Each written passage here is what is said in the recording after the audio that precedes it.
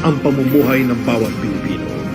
Mula sa Pangulo ng Republika ng Pilipinas, Mayor Rodrigo Roa Duterte, ito ang Talk to the People.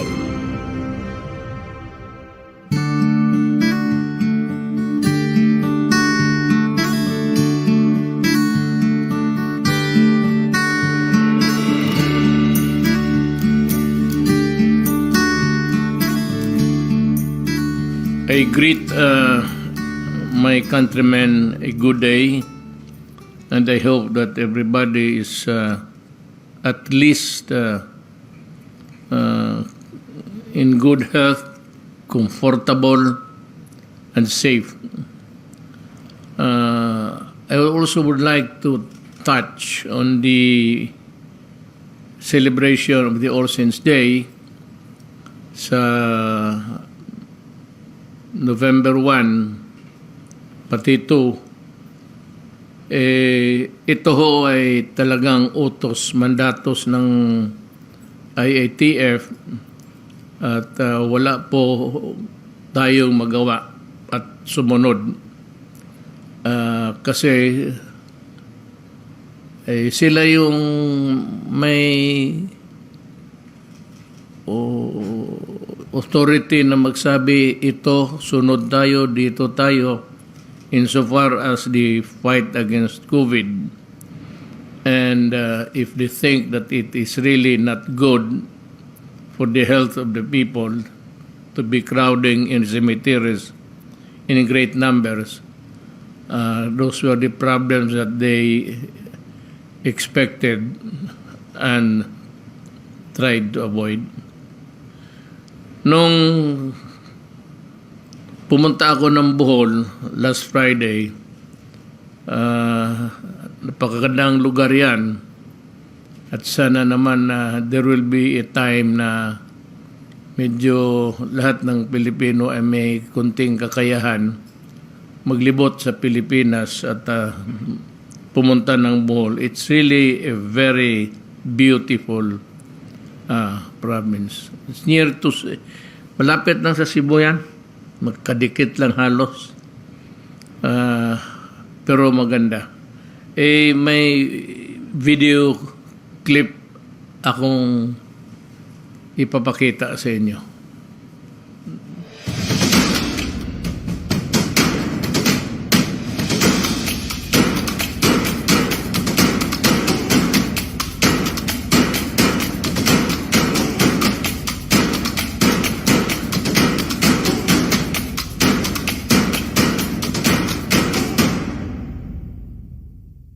Completed under President Rodrigo Roa Duterte's Build program by the Department of Transportation Secretary Arthur P. Tugade and the Philippine Ports Authority's General Manager J. Daniel R. Santiago and funded by the Government of the Philippines. A modern and world-class seaport projects designed to significantly improve Bohol's integration to and connectivity with the archipelago and a concrete manifestation of PPA's vision to improve its port facilities and services in support of the national development for the Filipino and the traveling public. Pursuant to PPA Special Order Number 673-95, dated October 26, 1995, the terminal offices of Tagbilaran, Hagna, Tubigon, and Talibon were placed under the newly created Port Management of Tagbilaran. On March 1, 1996, Port Management Office of Tagbilaran or PMO Tagbilaran was founded. For the past 2 decades, the ports under its administrative jurisdiction have grown and developed into revenue-generating and tourist-friendly gateways in the province of Bohol. Until on the 15th of October 2013, the province suffered. PPA suffered with you. The Boholanos endured it all. PPA ensured it with you. Our facilities may have fallen, but our faith has not. Through the years, The PMO has undergone transformations not only in terms of human resources and port infrastructure, but also in the information structure with which we connect our ports to the people. Like a phoenix, Bohol seaports have risen from the ashes and spread its wings anew. Tagbilaran Seaport Development Project.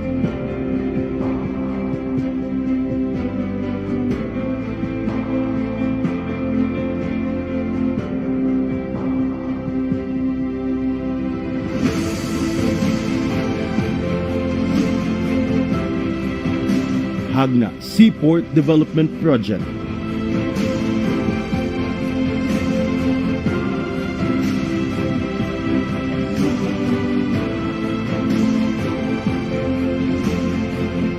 Ubay Seaport Development Project.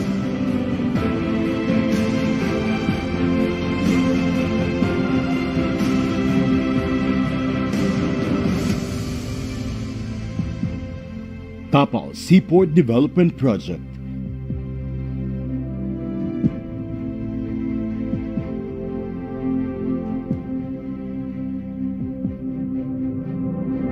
Talibon Seaport Development Project.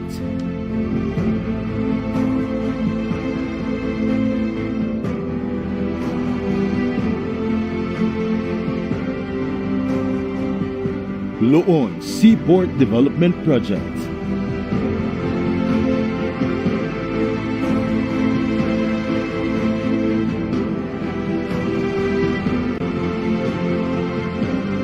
Maribohok Seaport Development Project.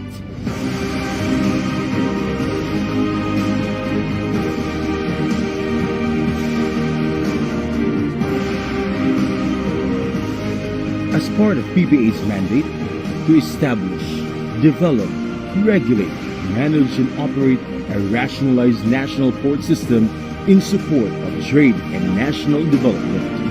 With one goal, as one Bohol, we will continually thrive in the now normal. Behold, our home, our land.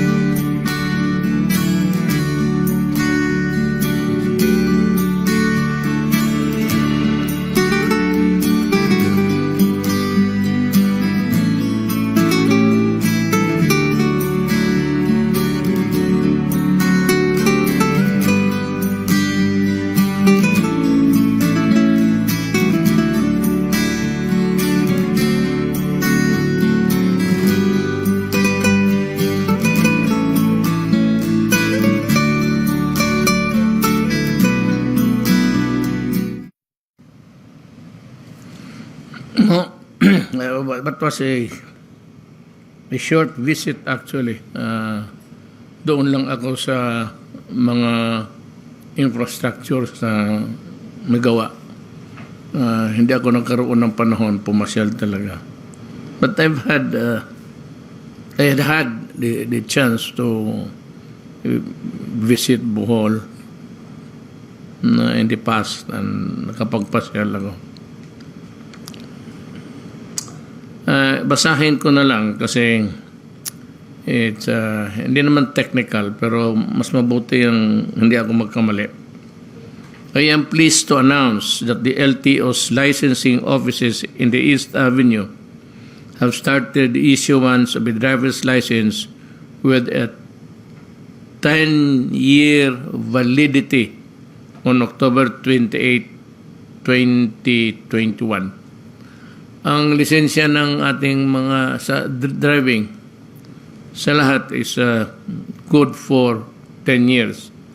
Wala nang renewal na madalian.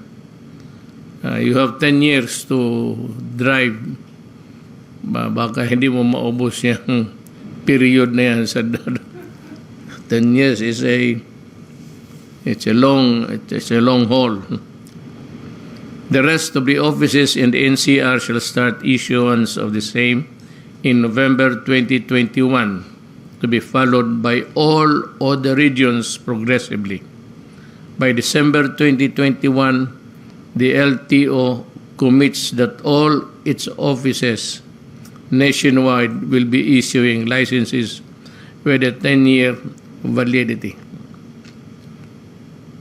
Dito naman sa vaccine, as of today, we have already administered by 59.5 million doses of COVID-19 vaccines, in which 32 million were given as first dose, while 27 million were given as a second dose.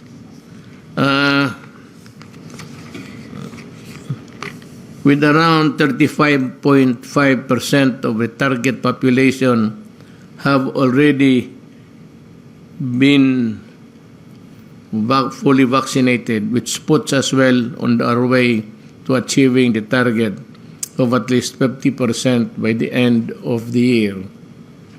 Furthermore, I am happy to report that we exceeded our target of 55 million doses to be administered in October, primarily because the supply came in droves. Ibig sabihin, sige dating ang mga saawa ng Diyos, yung mga donations, pati yung binili natin, procured by government.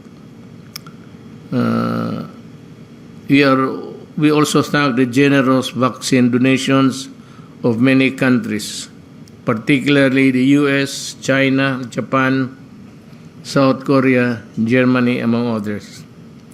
We also received 2.7 doses of Sputnik vaccine today from Russia, which is part of the Philippines procurement stream.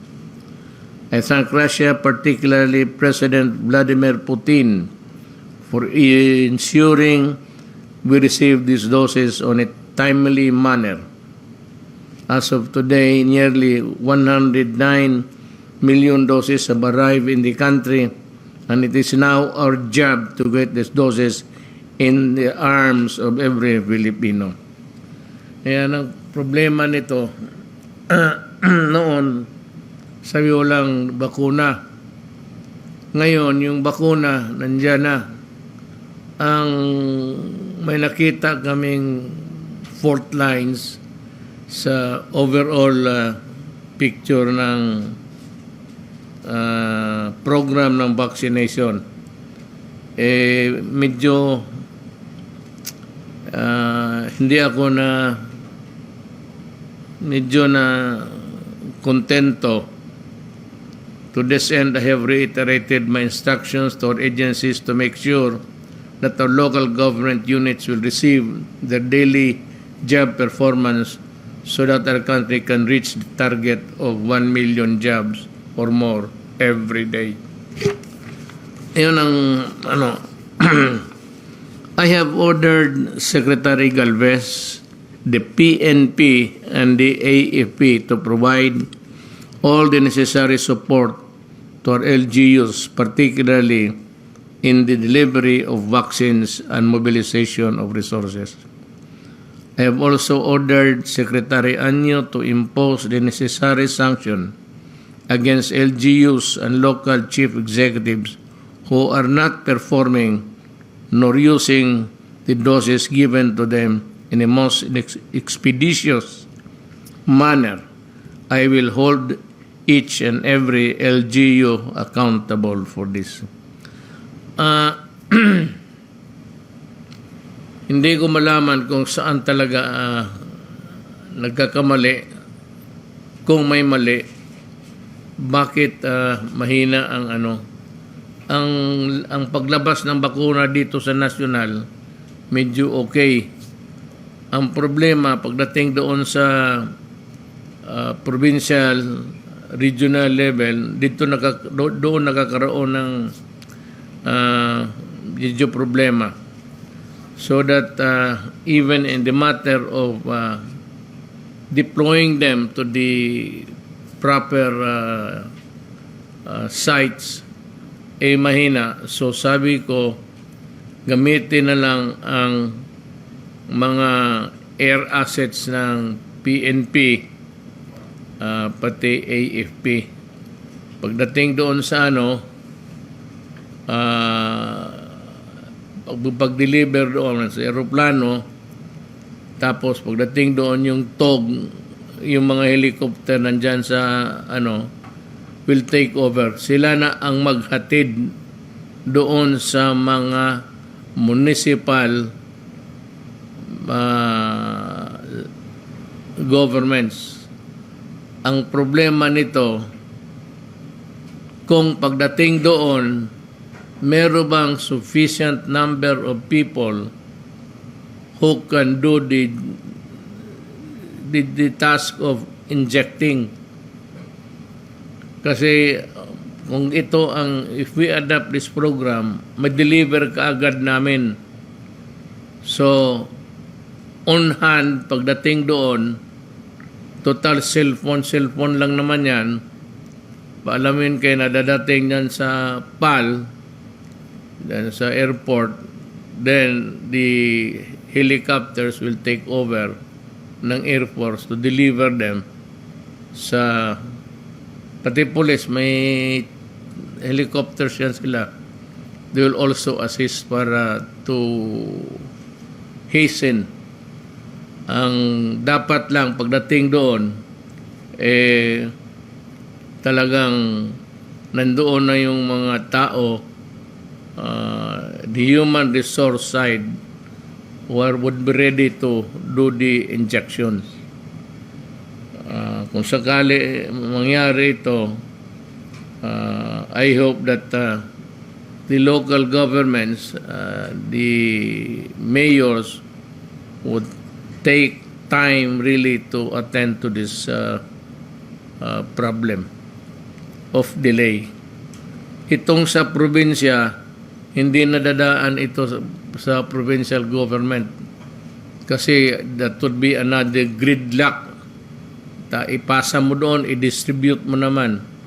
So, yung mga helicopter at makakalanding naman safely sa mga lugar ng mga munisipyo may kailangan, hindi yun na lang ang gamitin. Yun ang utos ko. Kasi medyo may tayo dito sa pababa ang distribution.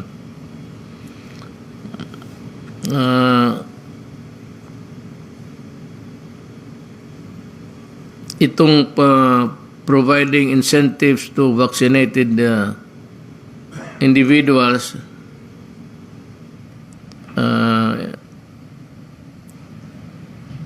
I think that this would be a proper subject matter with the report of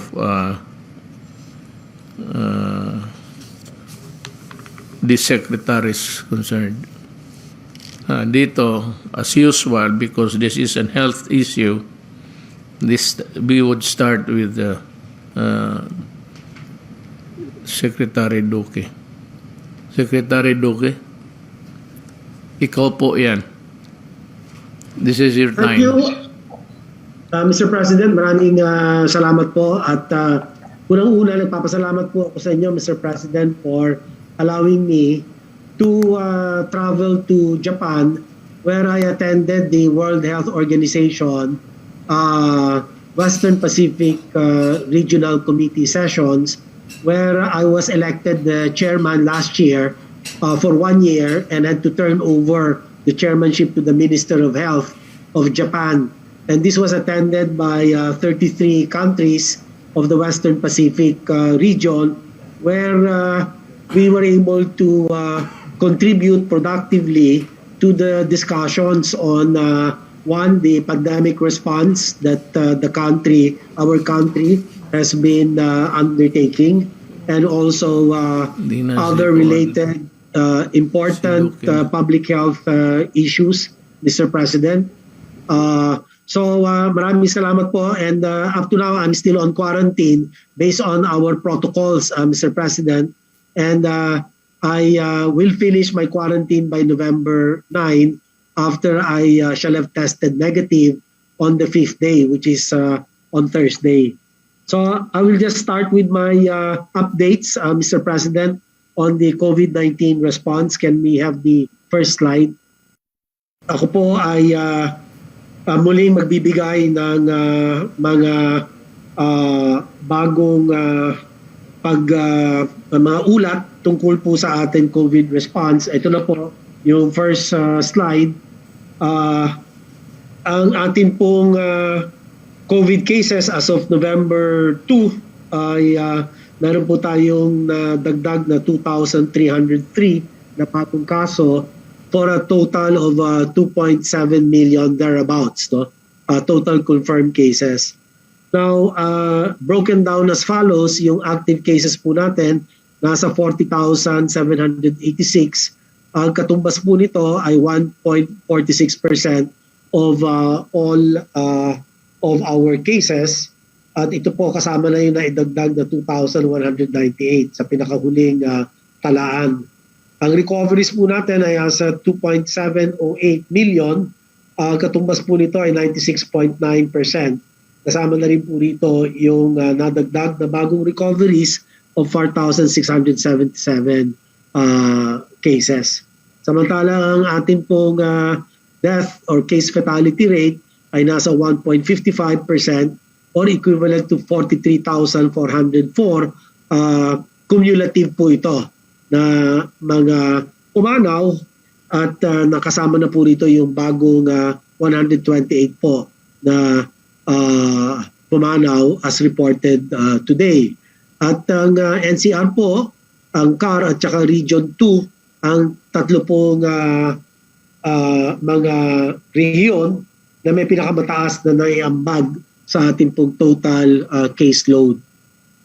Sa mga top areas naman of new cases, ang Quezon City ay nag-ambag ng 218, samantalang Isabela 87 and Rizal 84. At next slide po. Ito naman po yung atin world rankings based on the World Health Organization dashboard.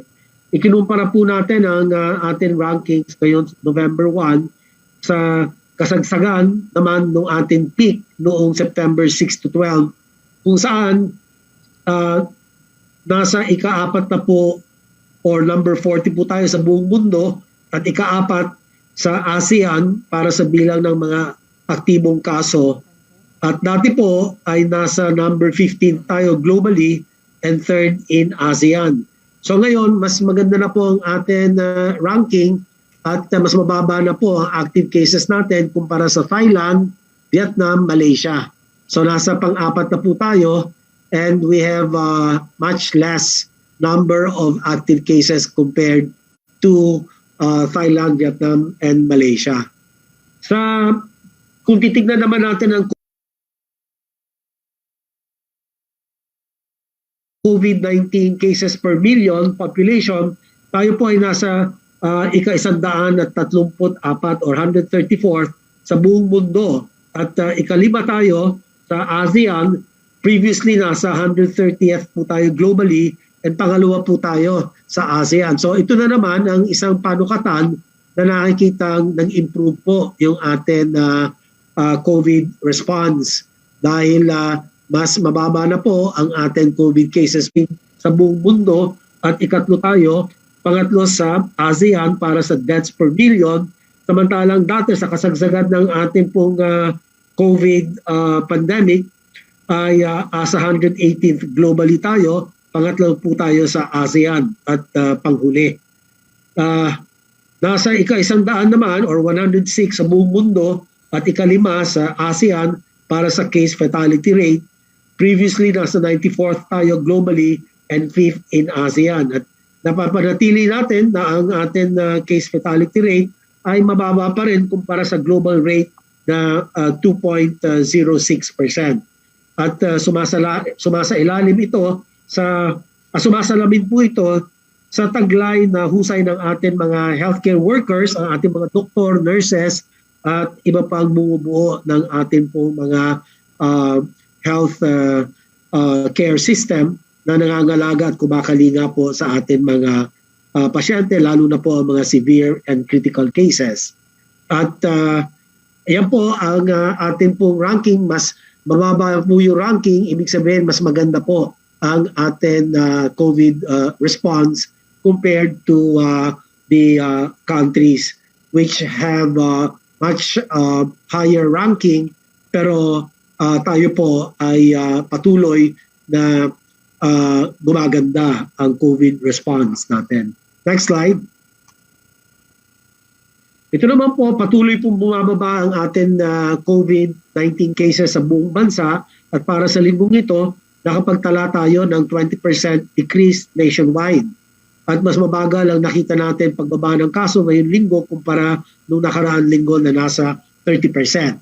But the good news is tuloy-tuloy ang pagbaba ng ating mga kaso at although of course we expect na baka ito po bumagal yung pagbaba ng mga kaso at halinawa ang ating mga local government units ay paigtingin pang lalo ang kanilang pong mga gatekeeping interventions, no? Katulad po ng kanilang aggressive testing, yung pong contact tracing at ang kanila pong efficient isolation and quarantine efforts, no?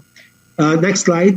Sa kabila ng pagbagal ng ating pagbaba ng mga kaso, patuloy na nagpapamalas ang lahat ng major island groups at ang NCR ng downward trend. Ito makikita natin dito, yung sa peak sometime in September, makikita natin na ang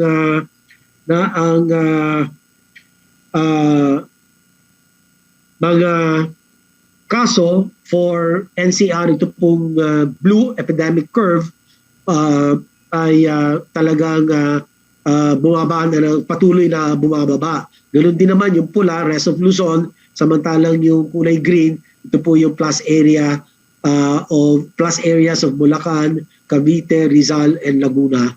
Samantalang ang Mindanao, ganoon din po, nakikita natin, nag-peak sometime in September, ay bumaba na rin po, at ganoon din ang Visayas. So, lahat po sa magandang pagkakataon ngayon na bumababa ang ating mga kaso, nananawagan po tayo sa mga local government units na magsagawa ng mapping up operations sa lahat ng mga rehiyon sa bansa at gaya ng nasabi ko kanina, paigtingin ang active case finding at gawin mas efficient ang isolation and quarantine ng mga close contacts at patuloy na pagpapalawak pa ng vaccination coverage lalo na sa mga vulnerable groups katulad ng senior citizens and persons with comorbidities kay matanda o kay bata.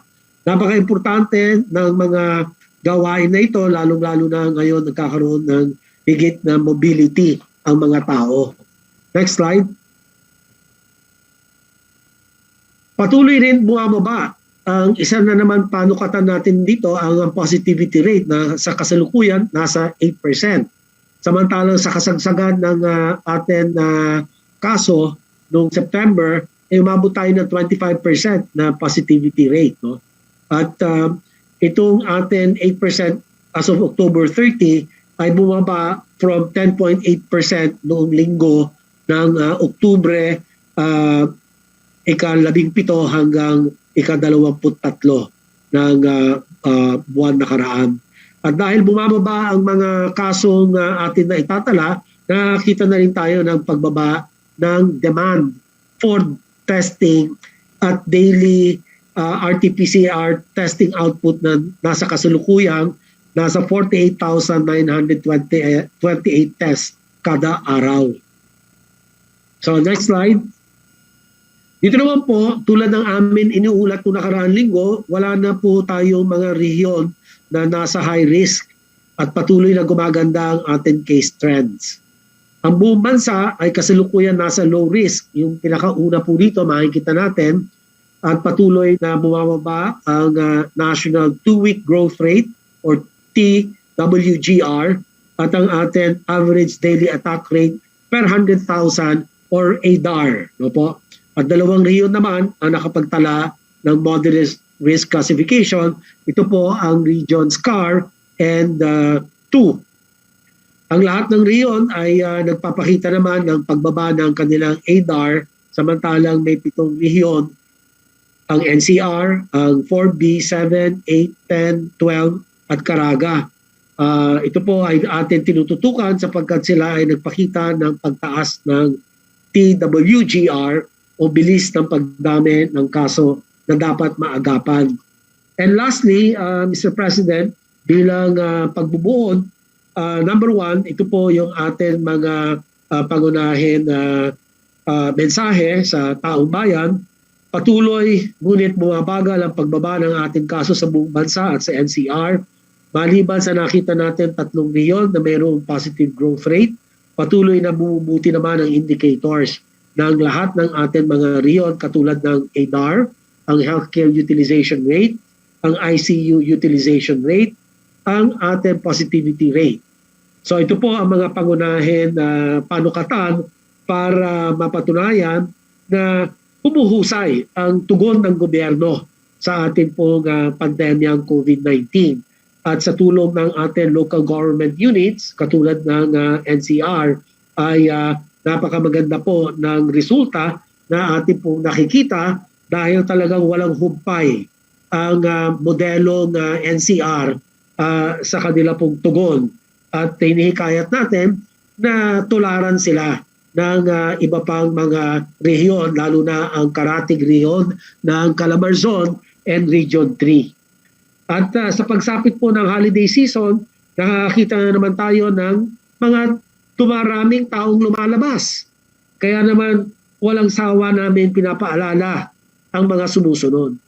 Sa ating mga establishmento na paigtingin ang pagpapatupad ng minimum public health standards at sa publiko na panatilihin ang pagsunod sa mga ito at pag-iwas sa mga 3 C's activities. Ito po yung pag-iwas sa crowded,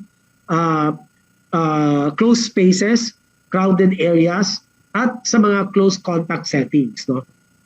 Para nang sa ganon, mas maipagpatuloy ang pagbaba ng mga kaso at baka magbukas pa tayo ng mas malaking bahagi ng ating ekonomiya at manumbalik ang normal na sa buhay ng ating mga kababayan at maibangon ang dating masiglang ekonomiya. Pagpatuloy ng mga lokal na pamahalaan ang maikling detection to isolation turnaround time na hindi po bababa sa 4 hanggang 5 araw upang maagapan ang paglaganap ng mga kaso at sa mga vaccination centers naman, nabilisan ang pagbabakuna upang maprotektahan ang ating mga vulnerable groups at itaas ang ating vaccination coverage, ang ating daily jab rates na dapat umabot ng 1 milyon hanggang 1 milyon kalahati kada araw ang nababakunahan. At sa pagsapit ng Kapaskuhan, gusto natin maging masaya ang ating pagdiriwang na may magandang COVID-19 situation sa pagtatapos ng ating taon. At pagsisikapan natin lahat na mapanatili ang pagbaba ng ating mga kaso hanggang sa susunod na taon.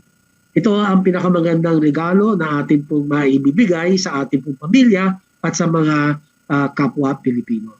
So muli, ito na naman po ang huling bahagi ng aking pag-uulat. Ginoong Pangulo, Mr. President, maraming salamat at handa na po akong sumagot sa inyo po mga katanungan. Thank you, Mr. President. Salamat sa Secretary Duque. I'd like to call next Secretary Galvez. Yes, sir. Mr. President, yes, Imong Beldelga, SPG, my fellow cabinet members, magandang gabi po. Sir, marami po tayong magagandang nangyari po ng October. So, ang gagawin ko po, sir, Mr. President, I will report to you the accomplishment that we have done this month of October, the whole month of October, because you have given us the order on what are the things that we have to accomplish during the month of October. And then, Mr. President, we will also set foot on our goals for the month of November, Mr. President. Sir, for the month of October, we have a lot of things that we have done and accomplished, and we have surpassed our targets. That's the good thing, sir. Sir, our target for the month of October is to surpass the 100 million doses. And during the month, we were able to surpass it, and we received more than 106 million doses that have been delivered. And then also, we have achieved all-time monthly delivery of 34,870 vaccine. Normally, sir, ang delivery natin per month, sir, ay pinakamataas po, 16 million at saka po 18 million. Pero ngayon po, nung October po, nandoble po natin, Mr. President. Because dumating na po yung mga po natin, ang mga ating mga na-procured. At the same time, yung mga mga donations po, dumagsa din po. Dahil kasi maganda po yung relationship natin with the different nations and also with the COVAX.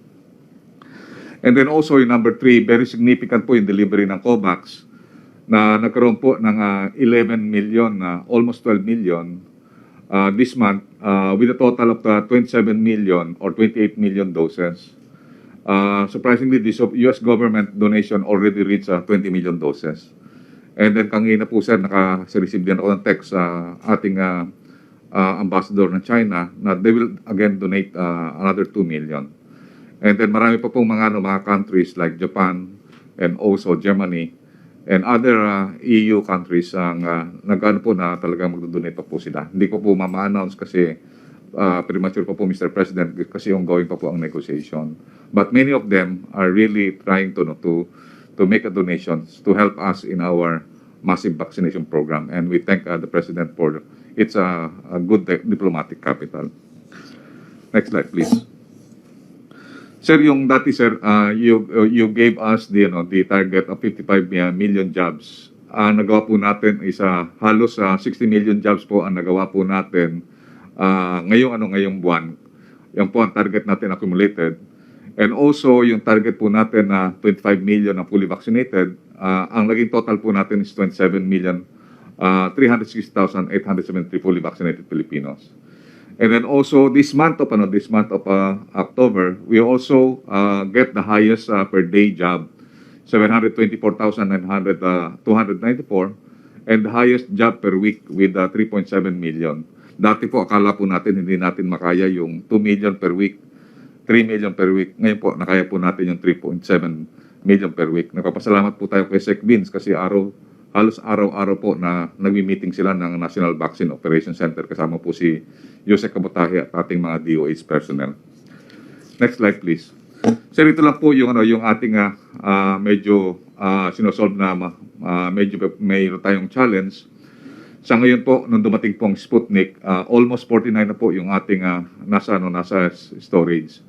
Kaya po talagang minimit natin ang mga different regions at saka mga probinsya and also yung ating mga different municipality na palakasin po nila ang capacity nila para magkaroon po sila ng higher capacity on doing the job per day. And at the same time, they procure their own cold chain system para makapag-imbak po sila ng mga bakuna.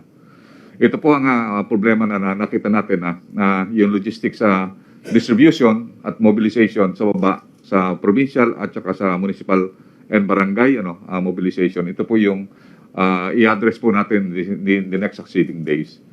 Ito pong volume po nito, Mr. President, kaya po nitong suportahan ang buong November and December na po yan. Yung mga darating po ng mga bakuna, yun ang magandang po natin, yung darating po ng mga ibang bakuna, yun po ilalaan po natin sa mga boosters this coming first quarter of 2022. Ibig sabihin, dahil nakuha natin po na mababa yung mga bakuna at marami po nag-donate, nakapaglaan po tayo ng mga bakuna ngayon sa first quarter. Hindi katulad po ng nangyari po ng 2021 na nabakante po tayo, nauuhaw po tayo ng ng bakuna dito po sa sa first quarter.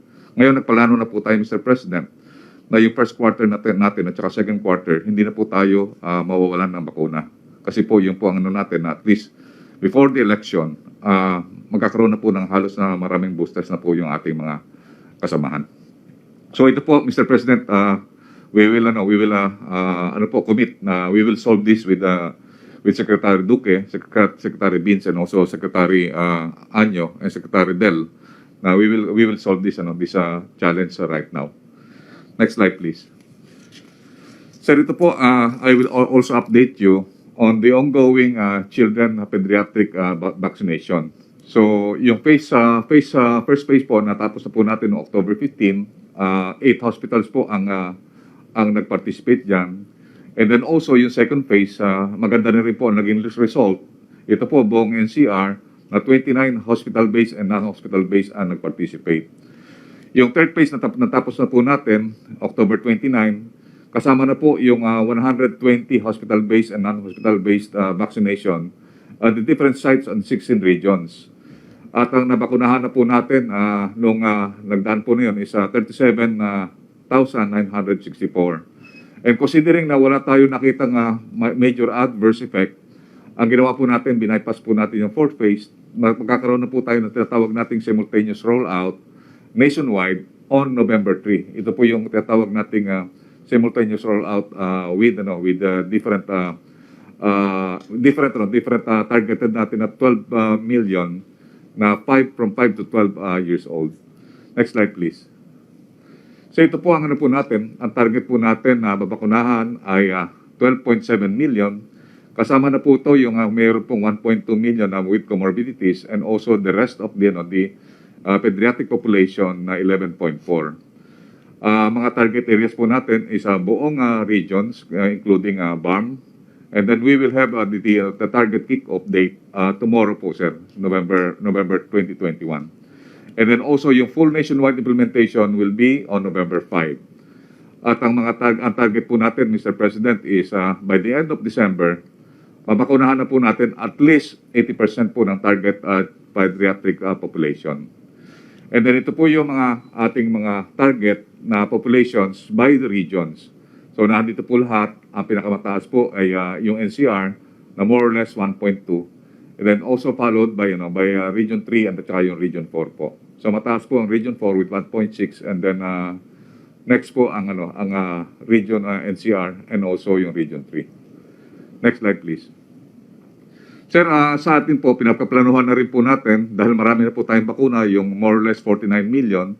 Pinapaplanuhan na rin po natin yung tinatawag natin yung booster doses at saka third dose rollout. Ang papagkakaiba po ng booster, ito po yung tinatawag nating binibigay po natin na outside from the primary doses. Yung third dose po, ito po ikasama po sa primary doses because of yung mababa po yung immune system. Ito po ibinibigay sa mga senior citizens at saka immunocompromised. Yung ating first phase po, i-roll out po natin ay para po sa healthcare workers. At ito po ay magkakaroon po tayo ng guidelines ng November 5. And then also, ang target po natin is yung mga nabakunahan po natin ng second dose, 1.5 million. Ang ating projected implementation is November 15. Pero maghihintay po tayo ng ating guidance from the policy team, and also we will wait yung awaiting revision ng EUA from FDA at saka po yung policy team awaiting SAGE recommendation. Same thing po yung ating sa third dose, we will wait also the EUA revision from FDA and also the policy team awaiting yung SAGE. But kung just in case mapaaga po yung ating ng EUA, we will still await po yung yung ating tinatawag nating yung policy team awaiting yung SAGE recommendation. And both of the ang po natin is magkakaroon po tayo ng simultaneous na November 15 at saka November 15 if all the requirements na yung EUA revision and also the SAGE recommendation will be published not later than November 15. So antayin po natin yun. But most likely, sinasabi nga ni Sir Eric, na we can also plan onwards kung just in case na hindi po lumabas po yung FDA EUA. So ang project po natin dito ay 4.6 million individuals po ang ating tatargetin sa mga immunocompromised senior citizens. Next slide please. Sir, ito po yung po natin, ang target natin sa November. Ito po, nagkaroon po kami ng meeting kahapon ng Philippine Medical Association and Allied Medical Association with some of the members of the Rotary Club. At ang recommendation po nila ay magkaroon po tayong tinatawag na holding a National Vaccination Day either on November or November 30, which will be participated by mobilizing the NGOs, the government agency, the private sectors, and the volunteers. Para pong gagawin po natin yung araw po na yan, karamihan po ng mga healthcare workers at maraming mga LGUs at saka agencies, nakatutok lang po tayo sa ating vaccination. Ang ating pong po natin is ma-achieve natin yung 1 million to 1.5 million jab starting on November 20. And then we will activate more than 4,500 vaccination sites. Kung makakapag-vaccinate po tayo ng more or less 500 per site, magkakaroon na po tayo ng 2.5. Kung 1,000 per site, magkakaroon po tayo ng 5 million. So we will be utilizing yung mga malls, universities, schools, gyms, military and police camps, and function halls of the different government agencies. And then, ang po natin, we are planning to achieve 15 million doses administered before the end of the month. And then teachers, students, and school personnel are fully vaccinated, at least 90%. Meron pong reports si Secretary Popoy na ang mga teachers po nila is more or less 87 to 90% na po na vaccinated. And we will target more on the teachers of the DepEd at saka po yung mga estudyante nila na nasa tatawag natin na secondary. And then we will target also that the health workers are fully vaccinated with boosters by end of the month. Unahin po natin yung mga hospital personnel. And then we will achieve significant numbers on the vaccination of minors. And then also the priority areas like Region 4A, Region 3, are at least 50% or even 70% fully vaccinated before the end of November. Yan po ang sinasabi pa po ni Senator Bongo na kailangan po yung Region 4A at saka Region 3 at saka yung other priority areas, hindi malaki ang disparity between the NCR. Then also achieve at least 70 fully vaccinated of our seniors, yung tutok A2 natin, kasi sa report po ni Sec Duque, sa ngayon, hanggang ngayon, 56% pa rin po ang ating mga A2 at saka mga senior citizens. And they are the most vulnerable. So we will still concentrate on vaccinating the senior citizens so that we can achieve at least 70%. Yung kanilang yung kanilang first dose, I have seen kanina po, ay mabot na po ng more or less 60%. And we will be achieving at least makaano po tayo ng 70% fully vaccinated seniors before the end of November. So ito po, Mr. President, ito lang po ang i-present ko po sa inyo. Ito po yung magiging parang barometer po natin at saka target goals natin sa November. So that by December, medyo same target po ang gagawin po natin. We have a separate target for December. Maraming salamat po, Mr. President. Thank you. Secretary Anyo. Thank you. Ang una ko po iuulat, ito pong ginagawa nating distribution ng ayuda. Ang Bataan po ay nakatapos na.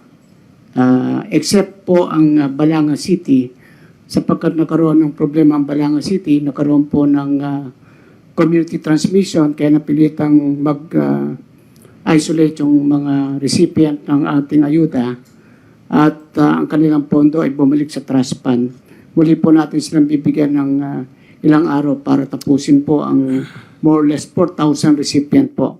But the whole province of Bataan, next slide, ay makita po natin na 100% na, except na lang po ang Balanga City. Next slide.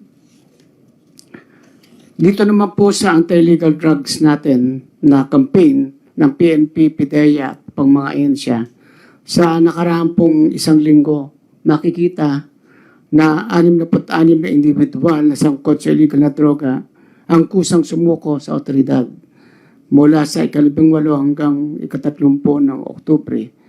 At sa panahon ito ay napagsagawa tayo ng 1,895 anti-illegal drug operations. Mga 2,664 ang naaresto. At kasama rito ang 3 suspect na nahuli sa Sitio Kuo, Barangay Gaas, Balamban at Sitio Hikapon, Barangay General Climaco, Toledo City na umaabot sa 51,500 marijuana plants, 171 kilos ang nakumpiska na nakakalaga ng 20.6 million. 7 naman ang nasawi sa anti-illegal drug operations at sa kabuuan umaabot ng 155.3 million ang pinagsama-samang halaga ng ating nakumpiskang illegal substances sa nasabing panahon. Next slide. Dito naman po, Mr. President, bagamat lumuwag na tayo sapagkat sa bagong alert level system at sa ating bagong community quarantine classification, ay buwaba na dahil buwaba na ang ating mga numero ng cases. At sa pagluluwag naman, marami pa rin mga nagbabiolate. At ito po makikita sa talaan ang mga recorded violations natin sa hindi pagsusuot ng mask, sa mga mass gathering at walang physical distancing. Tumaas po ang mga numero. Pero patuloy nating i-implement ang regulasyon para manatili ang mga tao sa pagsunod ng public health protocols and standard. Next slide.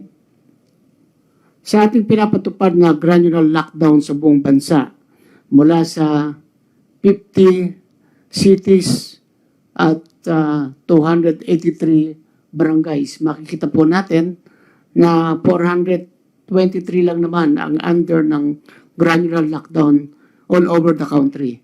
At more or less about 7,232 households ang apektado. Sa Metro Manila po ay nakikita natin na 47 na lang ang under ng granular lockdown.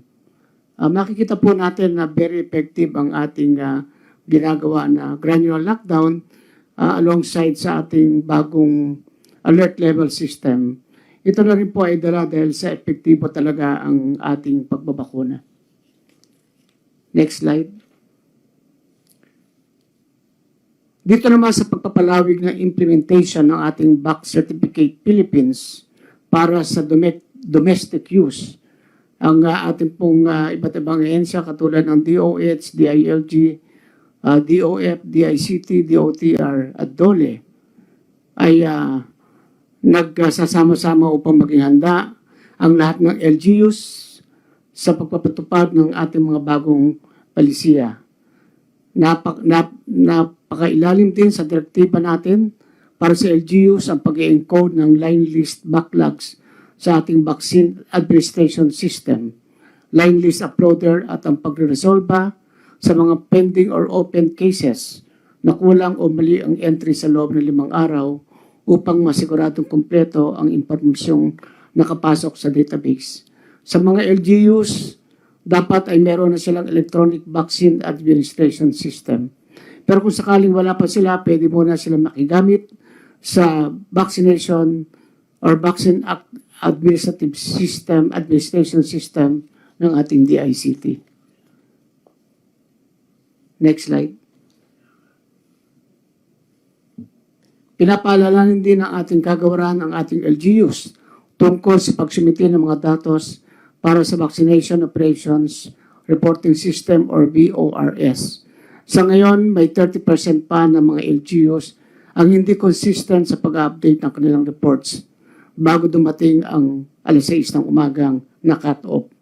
May nakikita pa po tayong 10 milyon na line entry gaps na kailangang maipasok sa database.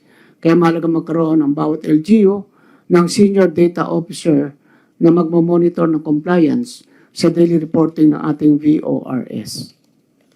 Next slide.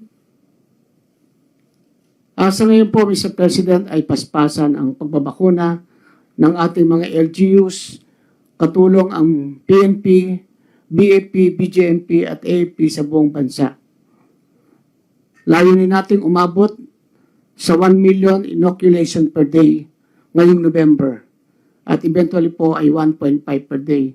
Kaya muli po namin pupulungin ang mga governor, mayors, kasama pa rin ang ating mga DOH, PNP, BAP, regional directors. At ating tinatawagan ng mga LGUs na dapat ay doblehin pa ang kanilang output sa pagbabakuna at dapat ay walang masasayang na kahit isang bakuna. Ang isang dose ng bakuna ay kaligtasan ng isang buhay. Kaya kinakailangan na magtalaga ang bawat LGUs ng safety officer na magbabantay 24/7 sa lahat ng ating mga cold chain facilities at warehouses. Atin din pong iimbestagahan ang naganap na sunog sa Zamboanga Sur Provincial Health Office. Kasama po ang DOH, PNP at Bureau of Fire Protection. Titingnan po natin kung ano ang mga pagkukulang at nasayang ang more or less about 148,000 na vaccine. At dapat ang insidente na to ay maging wake up sa ating mga local chief executives na dapat ay bantayan ng gusto ang ating mga bakuna at dapat ito ay maituro kaagad sa ating mga kababayan. At katulad din po ng iyong sinabi, ay titingnan po natin ito kung dapat magkaroon ng investigasyon sa mga mababagal sa pagpapatupad ng bakuna at makapagbigay po tayo ng kaukulang sanctions sa mga magkakaroon ng pagkukulang. Ito lamang po ang aking may report, Mr. President. Maraming salamat po.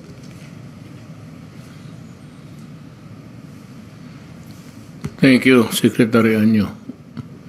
Can I have the panelist? Yung panelist. I'd start with the MMDA. Maraming salamat po, Mr. President, Senator Bongo, ES Mijaldia, sa lahat po ng mga kasama ko sa kabinete. Magandang gabi po at sa ating mga kababayan na nanonood po. No? Magandang gabi po sa inyo. First slide, please.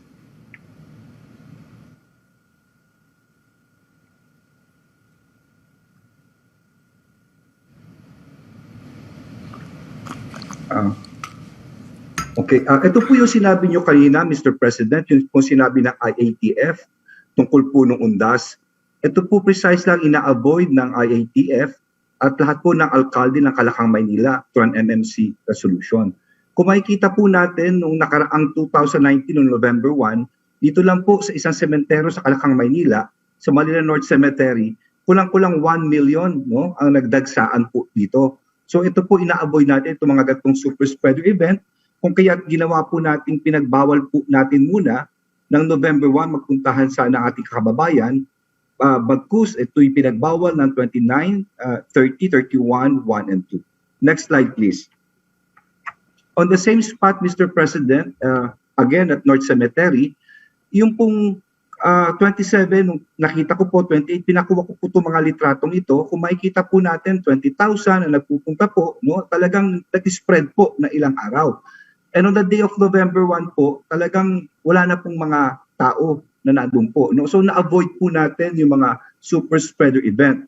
At least po, na-anticipate po natin ang mga events na ganito. Magsisiksika na naman po tayo, hindi lang yung traffic. Kung kaya nakipag-usap po ako sa lahat ng mga mall operators sa Kalakang, Maynila at pumayag po sila. Number 1, imbis po from 10 to 8 o'clock at magkakasiksikan sa shopping, baka pwedeng 11 o'clock hanggang 11 or maski alas 12 pa ho ng gabi para hindi ho nagmamadali ang tao at may time po para mamili. Pangalawa po, baka po pwede ang mga sales, wag na po yung ordinaryong araw. Meaning Monday to Friday, baka pwede ho Sabado at Linggo na lang at holiday to avoid po yung congestion sa traffic. And of course, kung maaari po na ang deliveries po nila ay baka po 10 to 4 o'clock, 10 to 4 a.m., gabi na lang po. Pero they've raised several issues, Mr. President. Number one, ang sabi nila sa akin kung gagawin nilang 11 o'clock po, paano naman daw po yung mga empleyado nila dahil may curfew raw kami. At pangalawa, paano yung sasakyan ng mga public utility vehicles. Yung pong public utility vehicles ay nasagot na po ng DOTR sapagkat humingi po sila 70% na occupancy na pinayagan naman po ng IATF. At hindi lang po yun, papakita ko po sa inyo, meron na pong resolution, ito po, na ginawa, ilalabas ko na lang po bukas para makumpleto, na nagsasaad po na starting November 4, ang curfew po sa Metro Manila ay tatanggalin na po, no? To give way to this sa mga mall po. So it will start on November 4, pero ang nakalagay po rito ay subject to existing ordinances on the curfew hours of persons below 18 years of age and the continued observance and enforcement of COVID-19 protocols and minimum health standards. Kasi po, may mga LGUs tayo sa Metro Manila talagang hindi pinapayagan at may curfew po yung mga 18 years old po. So it's subject still to those ordinances po. Next slide please. At ito po, meron po kasi tayong tinatawag na Republic Act 11525, no? Nakita naman po natin, napakagaling po ni Secretary Galvez, ang dami po nating bakuna ngayon. Pero of course, every manpower kailangan po natin. Sa Republic Act 11525, ito po yung tinatawag na COVID-19 Vaccination Act of 2021. Pinayagan po ng batas na ito ang aside from doctors, ang licensed pharmacists and midwives na magbakuna, no? Pero sayang po yung ating mga dentista, napakarami rin po nila.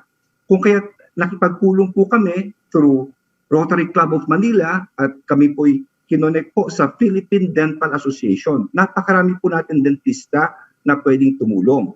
And so dahil po rito, sila po ay nagpo-commit, magpipirmahan na po ng MOA with the Secretary of Health and with the DILG, nang sa ganun po ay makatulong as additional manpower po sa buong bansa po ito, hindi lang po sa Kalakang, Maynila.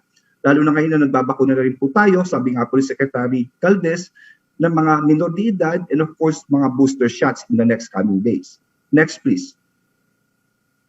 Ito po yung sinasabi ko pong letter ng PRC na ang sinasabi niya, habang inaantay nating maamyendahan ng batas, gagawa na ng sulat ang Department of Health na pwedeng pag-aralan ng possibility magkaroon ng emergency order na payagan as vaccinator sa mga dentista.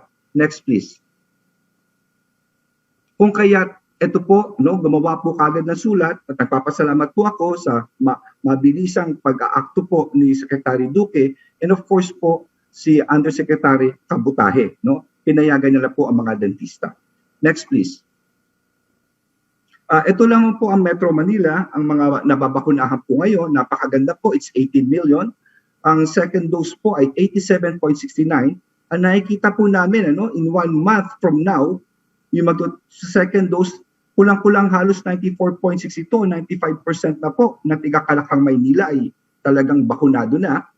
At yung mga AstraZeneca, which is 3 months from now, 99.46, ganun na po, halos 100% na po ang nabakunahan sa Kalakang, Maynila by February 1. Next please. Yun lang po, Mr. President. Maraming salamat po. Thank you. I'd like to call Vince Dison. Yes, thank you very much, Mr. President. Magandang gabi po. Mr. President, very quickly lang po, dadagdagan ko lang po yung nasabi na po ni Secretary Galvez at ni Secretary Anyo. Napaka-importante po ngayon, Mr. President, na talagang Ngayon na meron na tayong maraming supply ng bakuna, importante po talaga mas mapabilis natin, mapadami pa natin ang mga nababakunahan sa iba't ibang parte ng Pilipinas, lalong-lalo na po dun sa mga area po na contiguous sa Metro Manila. Sabi nga po ni Senator Bong, napaka-importante po na talagang mapataas na natin ang vaccination rates ng Region 4A, ang Calabarzon, at ang Region 3. Ito po ay para mapagandaan natin na masigurado na hindi na mauulit yung napakabigat na surge na nadaanan lang po natin itong mga nakaraang buwan.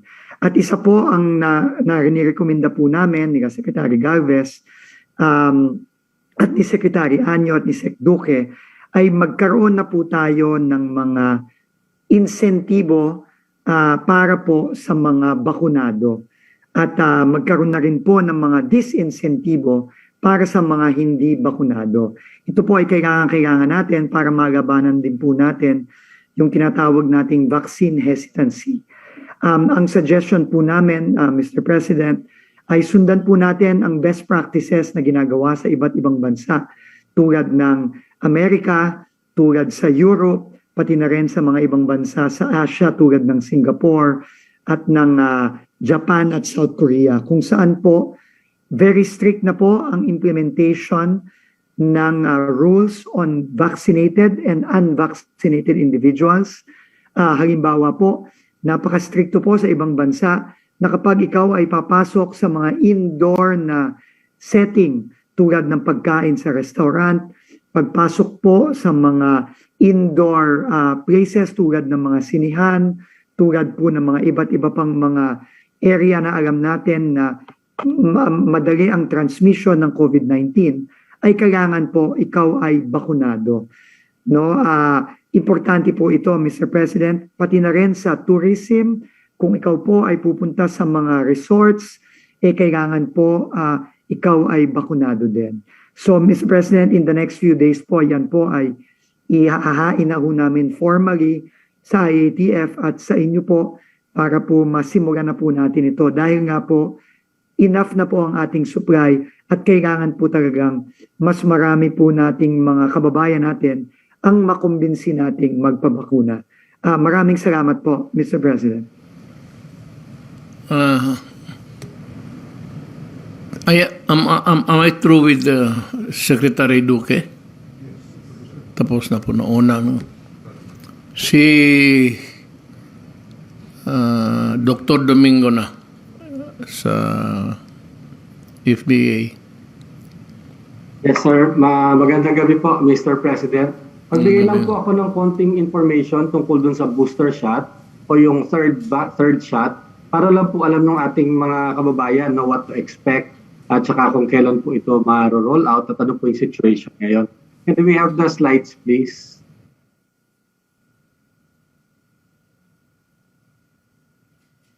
Kung wala po yung slides, report ko na lang po sa inyo, Mr. President. No? Sa ngayon po, meron po tayong 8 vaccine brands na under EUA sa Pilipinas. Yung pong 6 dito ay 2 dose ang schedule. Yung pong 2 naman ay single dose lang. Ito lang po yung Janssen tsaka yung pong Sputnik Light. At meron din naman pong 2 na pinapayagan natin na gamitin sa mga bata na 12 years old pataas. Pag nagbigay po tayo ng emergency use authorization, ito po ay very, very specific at very particular po. Unang-una, nakalagay po kung anong factory ginawa ito, na sigurado tayong good quality, nakalagay po yung kanyang edad kung kanino pwedeng gamitin, including po yung schedule ng kanyang dose, kung kailan po ibibigay yung una at saka yung pangalawang dose at yung ilang dose po ang kasama. Ang ibig po sabihin, anytime na magkakaroon po ng mga pagbabago doon po sa ganoong mga detalye ng EUA, kumukuha po yan sa atin ng amendment at kailangan mag-submit po sila ng kanilang data, no, to support yung amendment na yun to show the safety of the vaccine and the efficacy kung magkakaroon ng change po halimbawa ng paggamit sa bata or in this case kung magdadagdag po ng doses, kung magiging imbes na 2 ay magiging 3 doses na. So ang mga added dose po ngayon na magkakaroon, ang pwede pong maghingi ng amendment sa EUA nito ay yung manufacturing company na naggagawa mismo ng bakuna, maaari din naman pong ang Department of Health. Kasi DOH po ang nag-implement ng ating vaccination program. And of course, if you ask for an amendment to put an extra dose, kailangan pong isubmit yung clinical data to show na safe. Yun pong yung third dose na yon, whether it's the same vaccine or a different vaccine, at may dagdag po dapat na efficacy, no, na maipakita. Ibig sabihin, meron pong benefit ang pagbibigay ng pangatlong dose. Yeah. Next slide, please. Next, please. Next. So kailangan po ipapakita nila kasi ang naipakita pong data sa atin na nauna ay yung 2-dose schedule. Kung magdadagdag tayo ng pangatlo, kailangan pakita rin na safe yung pangatlong dose na yon at susunod ay may dagdag na benefit. No? Next slide please. Ngayon po sa ibang bansa, nabalitaan na rin po natin na nagbabakuna na ng third dose or ng booster shot. Ang isa pong bansa katulad dito ay ang US FDA. Ang Pfizer at saka Moderna sa US po ay pinayagan na na magbigay ng third dose 6 months after completion of the second dose. Pero hindi po sila nagbibigay ng third dose sa general population. Pili pa rin naman po kung sino ang bibigyan ng third dose or yung booster. Binibigay po ito sa mga medyo may edad na, 65 years old and older. Yung pong mga below 65 years old, binibigay lamang kung at high risk of severe COVID-19.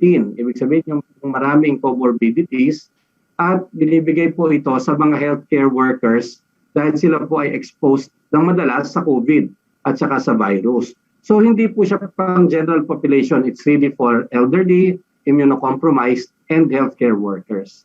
Next slide please. Ang US FDA po, makikita dito sa susunod na slide. Yung next slide please. Nagbigay na rin po siya ng go signal. Yung Janssen po kasi, single dose po yan, no? Ang unang approval po niyan. Pero ngayon, dun po, para tumaas lalo yung kanyang efficacy, pumapayag na rin po ang US FDA na magbigay ng Janssen after ng second dose 2 months after the first dose. At ito po ay sa mga nakatanggap po ng Janssen vaccine who are 18 years and older. At dahil po sa Amerika, tatatlong bakuna lamang naman po ang ginagamit. Ito ay Moderna, Pfizer, at Janssen lamang. Sinabi rin po ng US FDA na depende sa lugar kung anong vaccine meron, maaari po silang mag-mix and match or tinatawag na heterologous vaccination. Dun sa mga eligible population, meaning the elderly, immunocompromised, and healthcare workers. Next slide, please. Ang WHO po, yung Strategic Advisory Group of Experts, meron po silang interim recommendations na lumabas last week.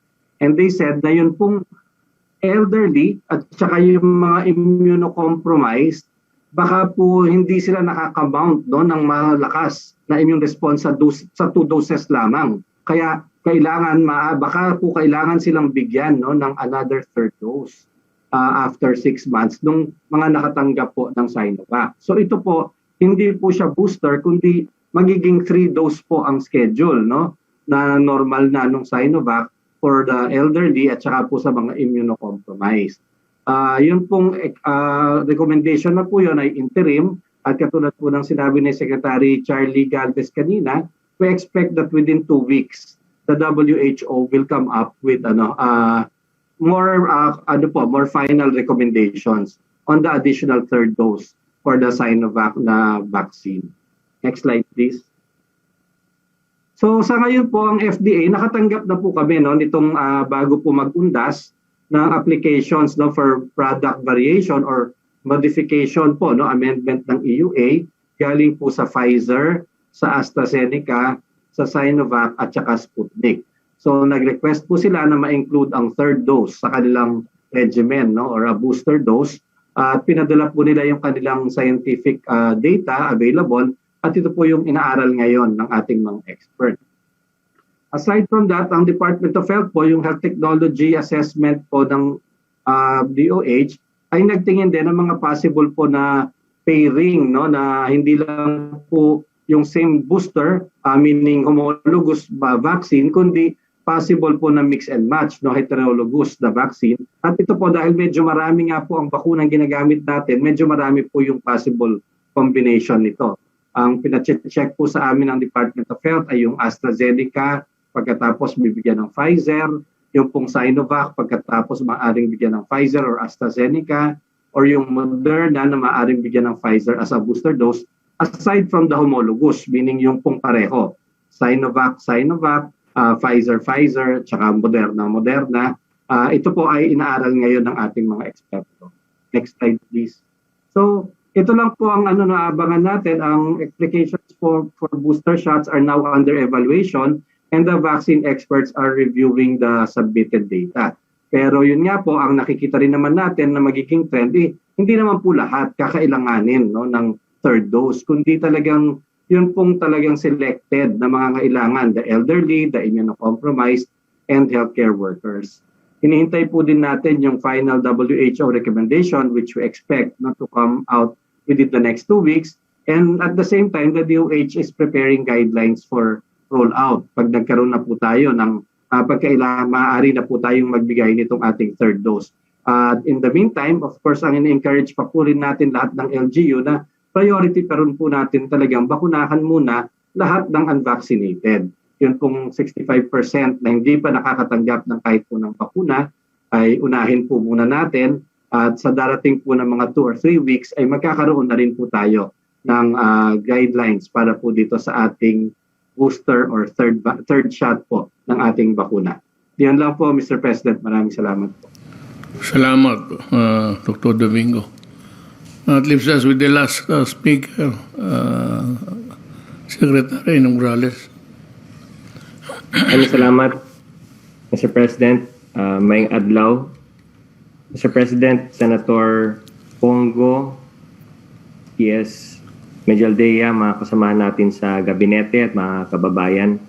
Pagpatuloy ko lamang po, Mr. President, ang accomplishments ng mga ahensya na nasa ilalim ng inyong tanggapan. Please show my slides.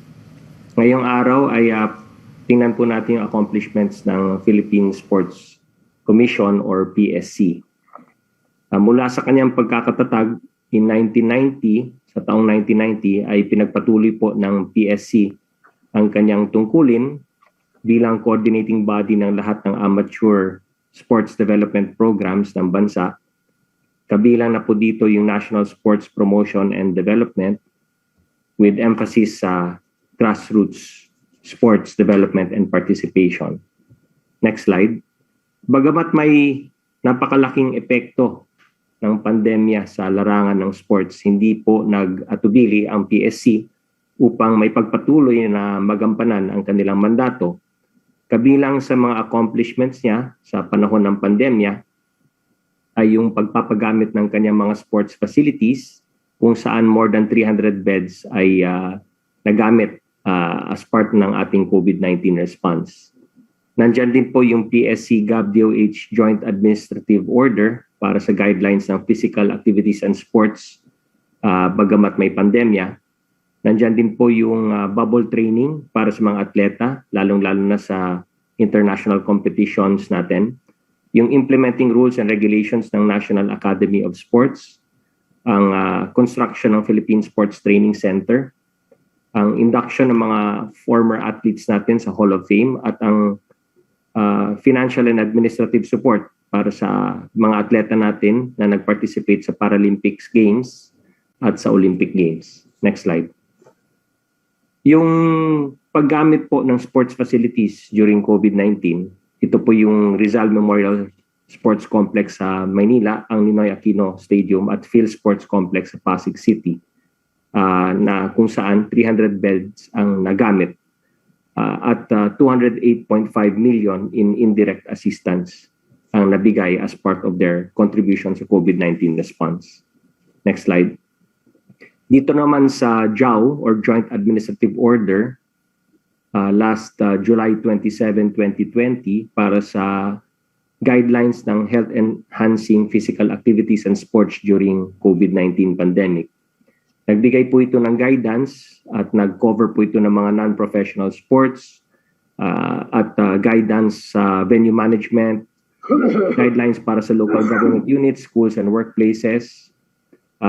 Ang PSC actually ang nag-craft ng proposed framework para sa Filipino Fitness and Recreational Sport reintroduction tool or Filipino First na naging basis ng JAW na ito. At ito ay based sa mga current best medical evidence and concentrated on the safety of the athletes and the community. So meron tayong 5 risk severity ratings from low risk to high risk areas. Nagda-determine po ng number of people who can participate. And right now, ang PSC is doing online consultations with different national sports associations para mag-create ng bagong guidelines para sa pagbabalik ng training ng mga national team at mga atleta po natin. At ina-update na po nila ang JAW at nagbibigay ng technical assistance sa mga sports associations. Patuloy pa rin po yan. Next slide. Sa pag-prepare po ng mga athletes natin for the international competitions, ay gumawa rin po tayo ng mga training bubbles. No? Noong 2020, ilan sa initial na strategiya ang malapit na pakikipag-ugnayan ng PSC sa iba't ibang national sports associations upang masiguro na ang sports trainings ay magpatuloy at panatilihing ligtas ang ating mga atleta. So una, nagkaroon ng mga alternative trainings para sa athletes, kasama yung strength and conditioning exercises, circuit training ng mga athletes sa mga NSAs natin, pati mga water sports, puro ito alternative based ang training, Mr. President, sa pamamagitan ng mga virtual meetings, halimbawa, training ng mga athletes sa kanilang bahay, then sinundan naman po ng mga bubble type trainings. Under strict supervision and monitoring ng mga PSC Medical Scientific Athletes Services Unit at ang JAW Designated Health and Safety Officers, nagkaroon ng bubble concept kung saan makapag-training ng safe ang mga atleta natin away from the general public. But only areas na low risk community quarantine at moderate risk ang nakakapag-host ng mga bubble trainings. May maximum number of allowed individuals, may coordination with the LGUs at regional IATF, and ina-assure ng PSC ang lahat ng health and safety protocols. So dahil dito ay nakapag-train yung mga atleta natin in preparation para sa Olympics and sa Paralympics. And then right now, patuloy yung training nila para naman paghanda nila para sa Southeast Asian Games na gaganapin sa Hanoi, Vietnam. Next slide. Under your watch, Mr. President, ay naisabatas po ninyo ang Republic Act 11470, which is the National Academy of Sports. At sa PSC naman ay naging instrumental sa pag-finalize ng implementing rules and regulations para dito sa National Academy of Sports. Itong National Academy of Sports will actually be established sa New Clark City sa Capas, Tarlac. Ito po yung magbibigay ng enhanced secondary education program integrated with a special curriculum on sports for our student-athlete scholars. It will enhance the student-athletes' competitiveness sa field of sports. Makakaproduce tayo ng mas maraming world-class athletes in the years to come, and it will truly transform Philippine sports and Filipino athletes to a new era. Construction is underway na po, Mr. President, para sa 557.8 million peso. First phase ng ating National Academy of Sports, isang green and climate resilient learning center and training ground for deserving Filipino sports athletes. Again, it will be in the New Clark City in Capas, Tarlac. Magkakaroon ito ng academic and admin building, multi-sport gym, world-class structures, and makokompleto po ang phase 1 nito sa February of 2022. Kabilang dito, syempre, yung partnership ng National Academy of Sports with DepEd at ang Basis Conversion and Development Authority or BCDA at ang PSC. Kung saan last October 9, nag-unveil sila ng ceremonial marker sa soon-to-be home of Filipino student athletes and professionals. Ang klase naman po nito, ang classes ay nag-umpisa na noong September 13 with the first batch of student-athlete scholars enrolled in specialized sports-oriented education curriculum pero remote learning pa rin po dahil nga pandemya ngayon. So, full scholarship ito para sa natural-born secondary school students na magiging athletic scholars po natin, ang future of sports in the Philippines. Next slide. Dito naman po tayo sa Philippine Sports Training Center, established through Republic Act 11214, kung saan itong state-of-the-art facility ay itatayo sa Bagak in Bataan Province. Nag-donate po ang Bataan Provincial Government ng 25-hectare property para po dito ito maging official home of Filipino athletes, both the aspiring and our elite athletes. It will feature a state-of-the-art sports hub with numerous facilities para sa admin, sports science, medical, and dormitories for athletes and coaches. Itong pag-establish nito is under your watch, Mr. President. Next slide. Sa induction naman to the Hall of Fame ng mga atleta natin, we have 10 more outstanding Filipino athletes led by Robert Jaworski, ang living legend of basketball. Si Elma Muros Posadas, ang ating undisputed long jump queen. Sila po yung among the newest additions sa ating Hall of Fame.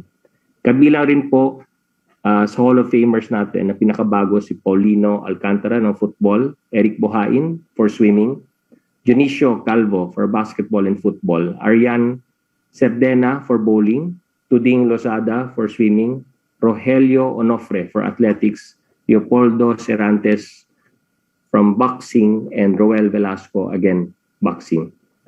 Ito po yung 10 new inductees na maging kabilang ng elite list of greatest Filipino athletes of all time. Of course, lahat ng Hall of Fame inductees natin will receive 200,000 pesos and a very nice trophy.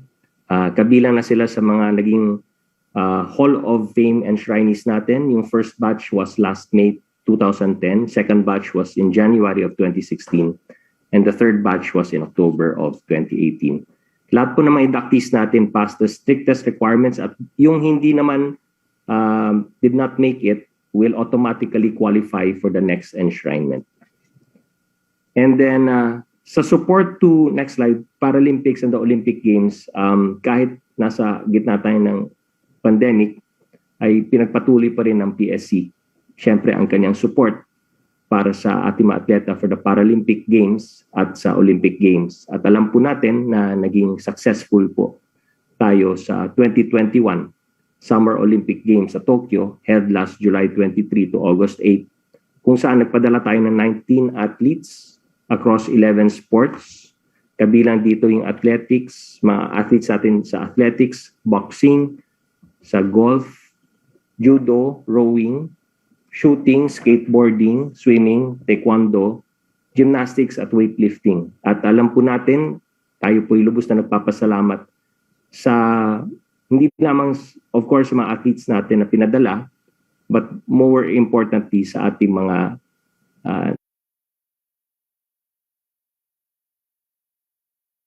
nakatanggap ng gold, silver at bronze.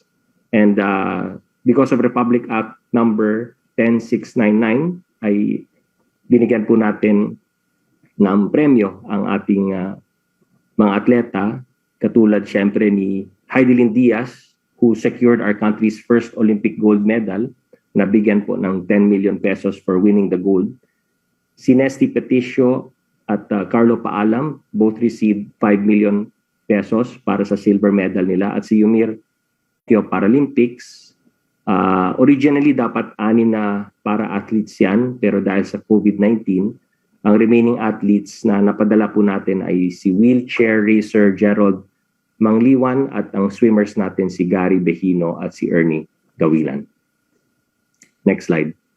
Alam natin na maraming sporting events sa loob at labas ng bansa ang lubhang naapektuhan with the necessary imposition ng mga community quarantine. Ganun pa man, PSC continues to implement its 5-year Sports Development Plan 2017 to 2022 at pinagpatuloy nila ang kanilang mga programa, making sports accessible to all Filipinos, developing a sporting culture, generating a healthy lifestyle, and widening the base of our athletic talents and high-performing athletes. 57 national sports associations ay nakatanggap ng financial assistance mula sa PSC, and financial assistance ay nabigay din sa mga non-NSA organizations, schools and athletes and coaches nationwide. Next slide. Ito na po yung last. Ang PSC ay gumawa rin ng National Sports Summit 2021 in the middle of the pandemic. Nagkaroon ito ng conference-type online session. Siyempre, online muna. At kung saan yung mga data gathered will be studied, processed, and it will be the foundation for a new set of resolutions to be useful for our sports leaders, legislators, and national officials for the betterment of sports in our country. More than 1,000 sports educators, athletes, coaches, LGU coordinators, national sports associations, and private stakeholders participated in this sports summit. At kasama po rin dyan, next slide, ang National Sports Coaching Certification na ginagawa din po through the Philippine Sports Institute para matrain at certify ang ating mga coaches through examinations and lectures. And kahit pandemic ngayon ay webinar ang ginawa nila dito, umikot po sa iba't ibang mga regions, and kasama yung Philippine Sports Association ng differently abled, maliban sa regions 5, 1, 2, 3, CAR, 10, Caraga, 7, 4A, 4B, 5 at NCR na nag-participate. 865 coaches ang nag-participate, 484 naman po ang pumasa sa lahat ng mga exams.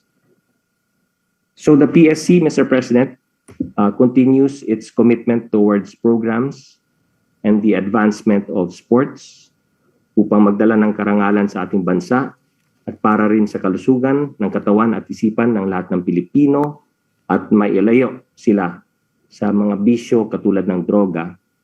Patuloy rin po yung paghahanda natin sa mga sporting events, especially mga global and international sporting events upang patuloy din na maging bahagi ang Pilipinas sa sportsmanship for world peace. At sa harap ng maraming limitasyon, patuloy ang pagserbisyo publiko ng PSC bilang kabahagi nito sa pagbangon muli at paghahanda sa tuluyang pagbubukas ng mas maraming sports activities habang patuloy na tinitiyak ang kaligtasan ng lahat ng atleta, coaches at manggagawa sa industriya. May hinanda po na video presentation ng Philippine Sports Commission para po sa appreciation ng ating mga kababayan.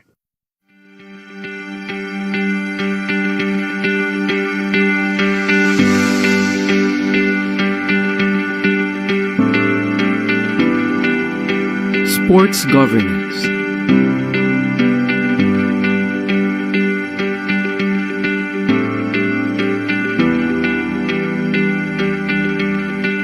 Sports awareness. Sports accessibility.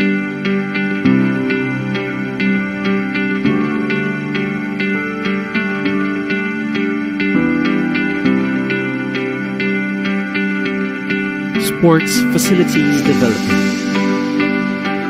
Sports linkages. Institutionalization of the Philippine Sports Institute, legislative initiatives, and interagency collaborations.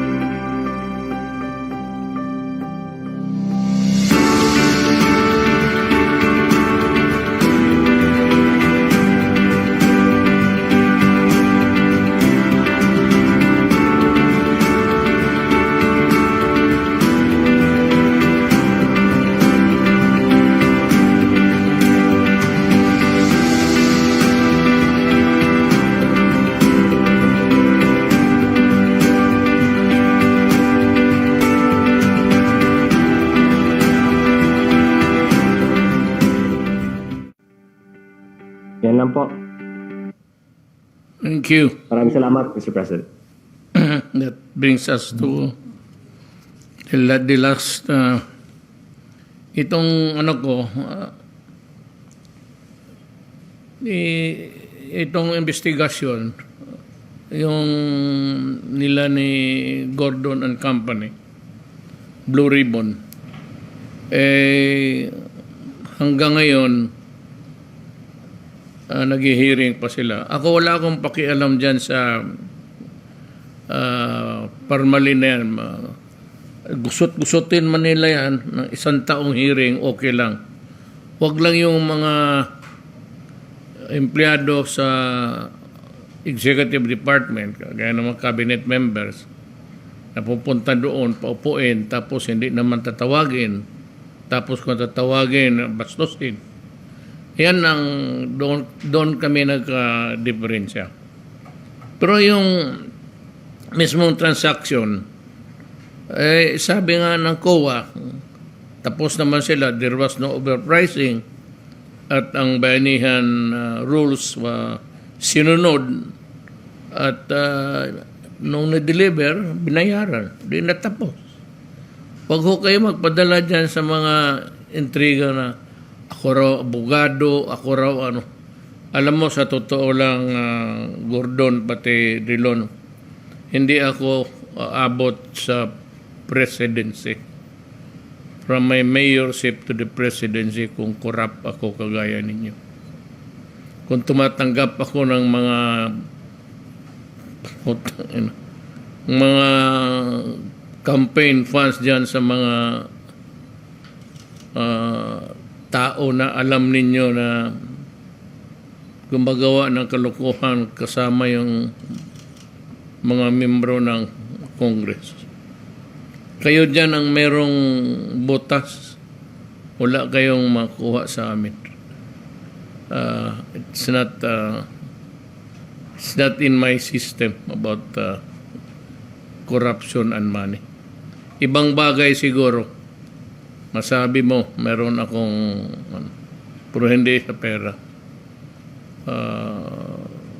But my personal life, well, there are those who would like to criticize me. And as a public official, I have to accept yung criticisms. Pero kung yung sinasabi ninyo, pero ako ang abogado, ako lumang tugtugin na yan.